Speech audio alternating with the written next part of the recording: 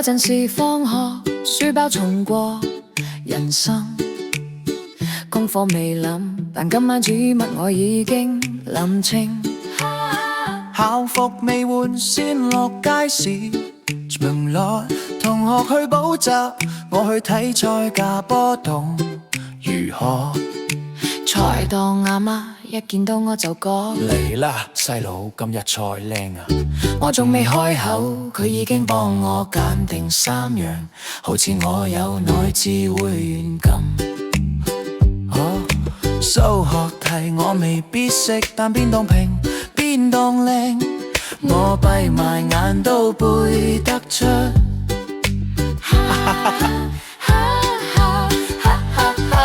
今日我加食物，唔係我話事，係街市阿媽話事。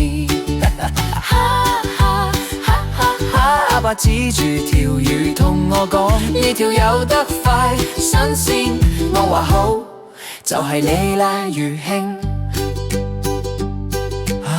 星期六日行程密過名勝，朝早買餸，下晝煲湯，夜晚洗碗抹台唔停。街市阿伯又嚟一句，細路今日菜心甜腳，隔離阿媽即刻接嚟，唔好信佢買我呢湯。我企喺中間，好似選緊港姐，最後兩邊都買，保持外交中立先係王道。同學問我你唔悶咩？我話你哋唔識。今晚屋企食得好，我成個人都開心啲。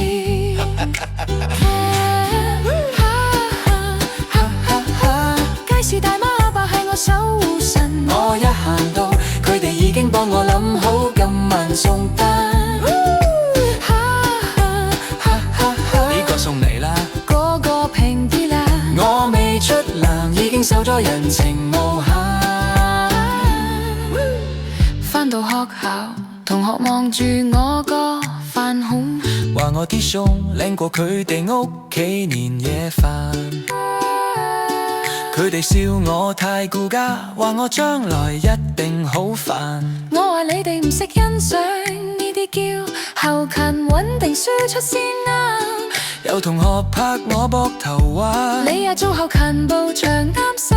我笑住回一句，多謝提名，我已經實習好多年啦。有時都想放學乜都唔理，但一諗起屋企有人等食，我就自動加速返去。責任一定留，可以好有味道，尤其係飯香出嚟嗰一秒。回頭睇返嗰段少年時光，我未必最叻，但一定最可靠。書未必讀到狀元，但屋企每一餐都有我一份功勞同汗。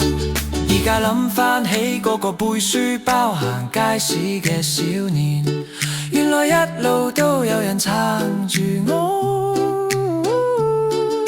菜當阿媽，魚當阿伯，一句一句金句，偉大咗我成個童年。